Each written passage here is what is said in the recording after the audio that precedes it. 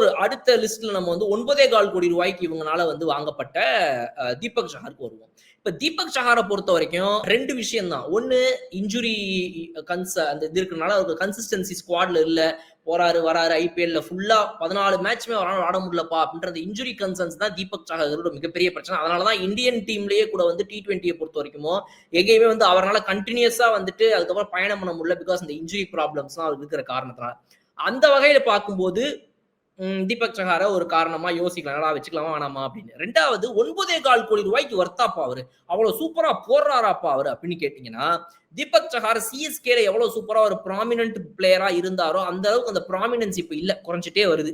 2024 நீங்க பாத்துருந்தீங்கன்னா வெறும் 5 விக்கெட் தான் இருந்தாரு. 8 மேட்ச் விளையாடி அவருடைய பவுலிங் ஸ்ட்ரைக் ரேட் ஆவரேஜ் எல்லாமே ரொம்ப ஜாஸ்தியா இருந்துச்சு. அதே மாதிரி 2025லயுமே இப்ப பாத்தீங்க அப்படின்னா கிட்டத்தட்ட 34 ஆவரேஜ் வச்சிருக்காரு. பவுலிங் ஸ்ட்ரைக் ரேட் 22 இருக்குது. அவருடைய கெரியர் பெஸ்ட், அவருடைய கரியர் ஓவரால் ஸ்ட்ரைக் ரேட்டை விட அதிகமா தான் இருந்திருக்கு இந்த வருஷமுமே கூட கொஞ்சம்.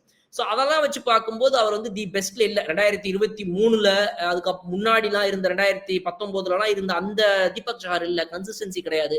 ஸ்விங்கிங் பிச்சஸா இருந்தா மட்டும்தான் அவரால் பெருசா ஒர்க் பண்ண முடியுது. பட் இப்ப வர பிச்சஸ்லாம் ஐபிஎல் பொறுத்த வரைக்கும் ஸ்விங் பவுலர்ஸ்க்கு அவ்வளவு ஃபேவரபிளா இருக்குதா அப்படின்னா இல்ல. ஃபேவரபிள் டு ஹிட்டர்ஸ் அப்படின்ற மாதிரி ஆயிட்டனால இந்த ஸ்விங் பவுலர்ஸ்க்கு இங்க பெருசா வந்து ஸ்கோப் இல்ல.